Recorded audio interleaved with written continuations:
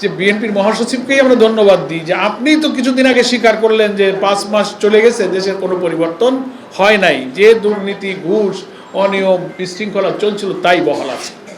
আপনি তো স্বীকৃতি দিয়েছেন।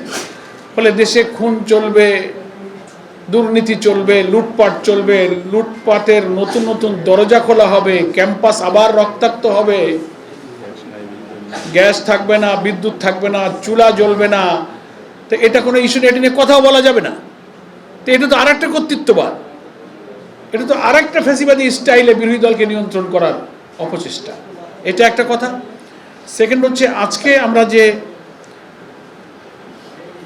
প্রাইভেট সেক্টরের জ্বালানি খাতকে ছেড়ে দেওয়ার নতুন নীতিমালার বিরোধিতা করছি, এ ব্যাপারে জামাত ইসলামীর সবসময় আমাদের ইকোনমিক পলিসিতে প্রাইভেটাইজেশন এবং ন্যাশনালাইজেশনের একটা নীতির উপরে আমরা আছি, পলিসি আছি।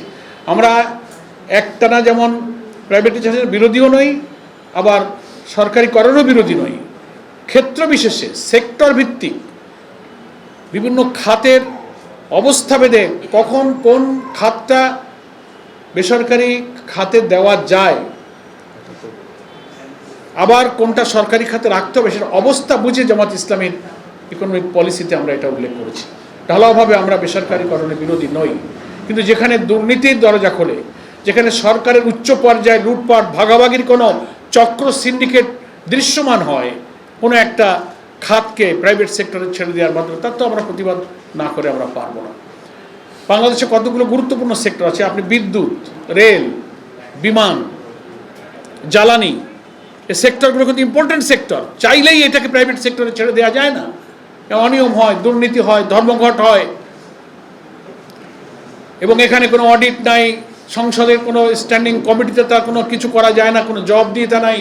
কিন্তু সরকারি খাতের কাছে এই সমস্ত ইম্পর্ট্যান্ট সেক্টরগুলো থাকলে সেটা একটা জবাবদিহিতার জায়গা থাকে।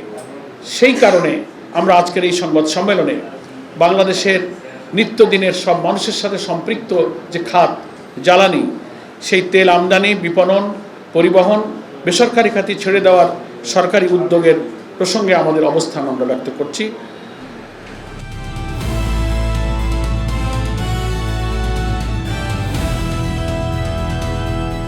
দিনাজপুর টিভি, মানুষের জীবনের কথা বলে।